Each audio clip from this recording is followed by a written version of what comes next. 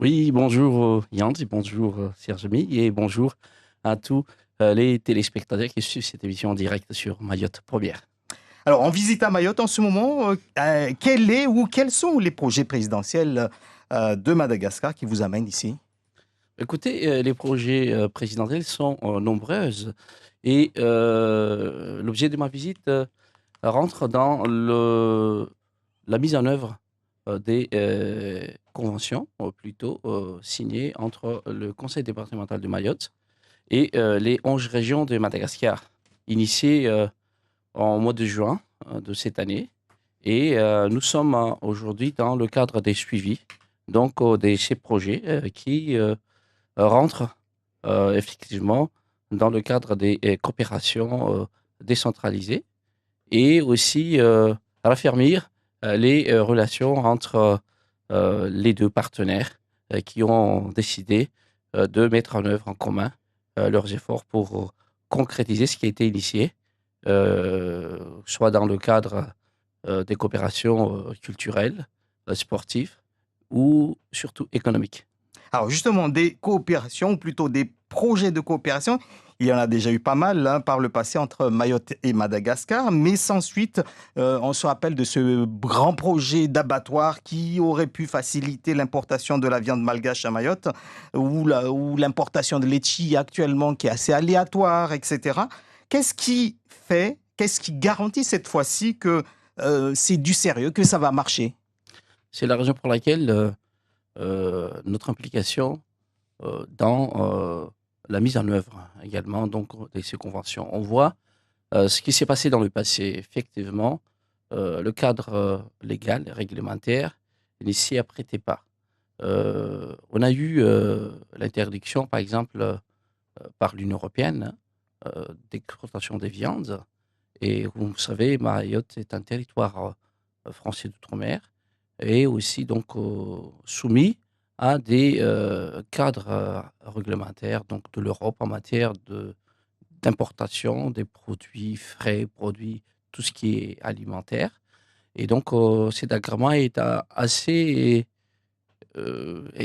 une restriction au lieu d'être une facilitation pour les opérateurs dans le domaine. Hier, nous avons réunion déjà avec le CCI de Mayotte et on a évoqué sur ces sujets-là, évidemment.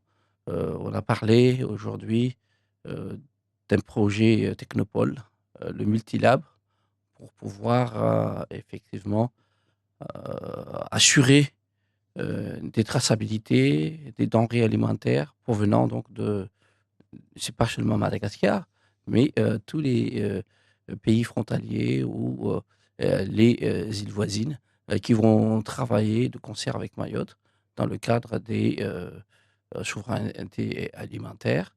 Et on parlait vous parlez tout à l'heure des abattoirs, vous parlez euh, des restrictions en matière d'importation. Et ce sont des sujets qu'on doit euh, préoccuper et trouver avec les autorités ici locales et l'Union européenne les solutions durables. Donc les solutions sont en cours. Il va y avoir des levées de ces restrictions qui permettront donc que cette coopération soit réellement effective. Est-ce qu'on a un calendrier de la mise en œuvre de ces projets? Est-ce qu'on sait à partir de quel moment on pourrait à Mayotte avoir facilement de la viande de Madagascar ou des fruits et légumes qui sont Nous tracés? n'allons pas mettre des focus sur l'importation, par exemple, des viandes, parce que ça, il y a eu un décret aussi, Madagascar, qui est pris par rapport à l'exportation, par exemple, des zébus, ils appellent ça sur Mhm. pied, mais l'autorité malgache, de concert avec les partenaires, parce qu'il y a aussi les partenaires techniques et financiers, comme la Banque mondiale, qui essaient donc de pousser une solution pour lever ces instructions en faveur donc des éleveurs malgaches. Il y a des opérateurs économiques malgaches, mais nous n'allons pas mettre un focus particulier sur tout ça, mais on va surtout, vous voyez, il y a par exemple des règlements qui interdit l'importation, par exemple, des patates du Madagascar. Il y a certains aliments qui sont soumis à des restrictions d'importation depuis Mayotte.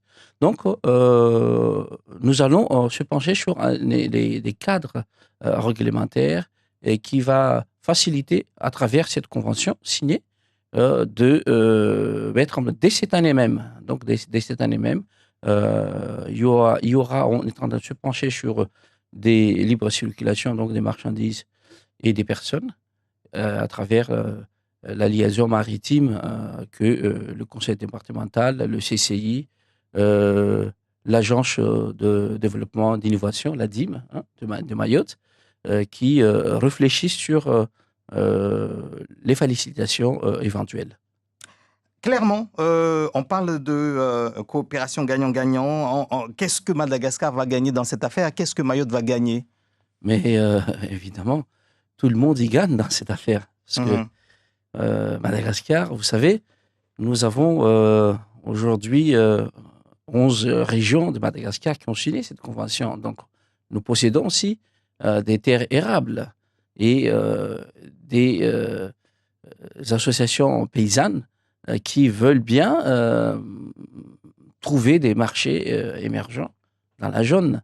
Euh, Comme vous savez, Madagascar pourrait fournir des produits frais parce que nous sommes juste à quelques pas donc, de la porte de Mayotte. On est à 350, 400 km des côtes malgaches.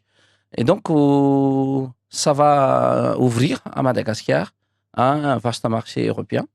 Et Mayotte pourrait aussi se servir de Madagascar comme base arrière pour faire face aux nouveaux défis aujourd'hui du marché. La situation géostratégique de Mayotte, qui se situe dans le canal de Mozambique, lui donne cette opportunité aussi de s'ouvrir non seulement pour le marché local, mais aussi de la zone. Nous sommes à la porte on va dire, de l'Afrique par rapport à Nairobi, qui était un hub de l'Afrique, par rapport à Kenya, par rapport aussi à la Tanzanie, par rapport à l'Éthiopie.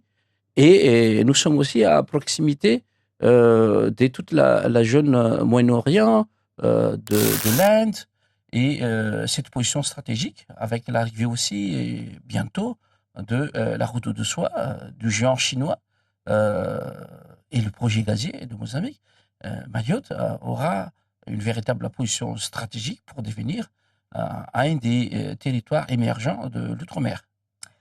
Vous parliez tout à l'heure de facilitation de la libre circulation des personnes. Il y a quelques jours, 27 Malgaches ont été reconduits à la frontière. C'était le 1er et le 2 septembre dernier. Ils ont été interpellés sur une embarcation fin août aux alentours de 3 heures du matin. Il existe clairement une filière d'immigration clandestine partant de Madagascar pour Mayotte. Que fait la Grande Île pour stopper ou pour éviter cela? Écoutez, c'est pas que la grande île. Quand on regarde les statistiques, je pense que ce n'est pas, pour Madagascar, n'est pas un cas isolé. L'immigration vers le nord, surtout, quand on voit les risques que prennent les familles pour quitter, entre guillemets, la pauvreté qui sévit dans leur propre pays, personne n'a pris le choix de faire ça. Mhm. Donc, il y a eu cette vague d'immigration qu'on voyait qui migre vers le nord, vers l'Europe, vers l'Italie, tout ça. Mais dans la zone, cette attraction d'essayer de trouver une vie meilleure hein, est aussi forte. C'est comme un aimant qui attire. Donc, pour nous, c'est comme un peu le phénomène de l'exode rural. À part du moment où on peut arriver à faire des véritables euh, décentralisations effectives dans les zones reculées, dans les campagnes, voilà, les brousses, les gens n'iront pas aller s'immigrer vers la capitale. Parce que c'est là où ils sont nés, c'est là où ils ont grandi, et là, ils peuvent développer. Et c'est exactement aussi l'esprit. Si nous pourrions, à travers les coopérations, développer à Madagascar des projets structurants qui va aussi créer des activités génératrices de revenus pour les familles, il est évident que personne n'ira aller tenter le risque de partir parce que ils trouveront sur place les revenus nécessaires pour pouvoir vivre dignement et décemment donc de leur travail. Donc l'hôtellerie malgache est en train aujourd'hui et depuis toujours d'ailleurs de mener une véritable politique de décentralisation émergente. On est en train de mettre en place des infrastructures, que ce soit en matière d'éducation, de santé. Euh, Là, récemment, actuellement, le président de la République lui-même est en phase donc d'inaugurer une route reliant euh, le district d'Ambulbé vers Amman. C'est une route qui, depuis des décennies, vous savez très bien, on met une semaine pour traverser cette route. Maintenant, on met 2 heures. Ce sont les efforts pour le désenclavement du pays. Et c'est des choses qui sont palpables, mesurables et réelles. Donc, il faut que nous pourrions, à travers les coopérations euh, avec les régions de Madagascar, nous puissions générer aussi des activités pour les populations malgaches, afin qu'ils peuvent vivre dignement et de façon équitable aussi, promouvoir les commerces entre les deux territoires. En 2023 seront organisés les Jeux des îles de l'océan Indien à Madagascar, auxquels va participer Mayotte. Mayotte, département français, veut arborer les couleurs de la France et célébrer les médailles avec la Marseillaise. Ce n'est pas encore le cas en ce moment pour des raisons politiques, donc cela reste problématique. Est-ce que Madagascar veut soutenir Mayotte sur ce dossier? Ben, évidemment, la coopération sportive, elle est déjà une réalité. Euh, Au mois d'octobre même, donc de cette année, euh, une délégation mahoraise et d'une équipe se rendra à Madagascar pour participer à des jeux sportifs à Majunga, plus particulièrement. Et c'est déjà un début de quelque chose pour défendre les couleurs de la France aussi pour Mayotte. Parce que il y aura les îles de la Réunion, Maurice, Seychelles, et Mayotte sera représentée en tant que territoire d'outre-mer. Donc, bien évidemment, c'est déjà un début de quelque chose qu'on peut. Mais bon, vous savez, il y a des choses où je ne peux pas non plus m'engager à la place du département ou des secteurs ministériels qui doit organiser ces jeux-là. Mais je me contente également donc d'appuyer les initiatives et les efforts qui rentrent dans le cadre de mise en œuvre de cette coopération.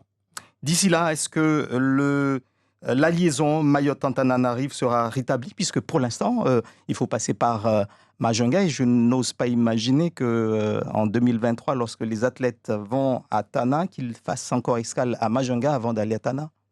Bon, je pense que d'ici là, vous savez, la fermeture des frontières pour cause donc, de la pandémie Covid a pénalisé aussi beaucoup le secteur aérien à Madagascar. Et peu à peu, donc, on a commencé à ouvrir le vol. Mhm. Il y a une liaison déjà actuellement par la compagnie EWA, Air Austral. On peut arriver à Madagascar par Loussibé, par Diego, par Majunga. Majunga. Et parfois même, on fait une escale à l'île de la Réunion pour arriver à Tananarive. Donc, ce sont des astuces qui sont des dispositifs qui sont déjà là. Mais on ne va pas se contenter, on va dire, de cette solution temporaire. Euh, Récemment, à la demande de la population saint-marienne, par exemple, ils ont demandé au président de la République de rétablir le vol entre l'île de la Réunion et Sainte-Marie. Et le gouvernement malgache s'est engagé à mettre en place donc des appareils qui vont assurer cette liaison. Et je pense qu'effectivement, vu le nombre des Mahorais qui veulent se rendre à Madagascar, le vol commercial entre Tananarive et Djaoudzi seront bien justifiés. Donc il n'y a pas raison donc, de perdurer sur cette situation qui pénalise un peu les deux parties.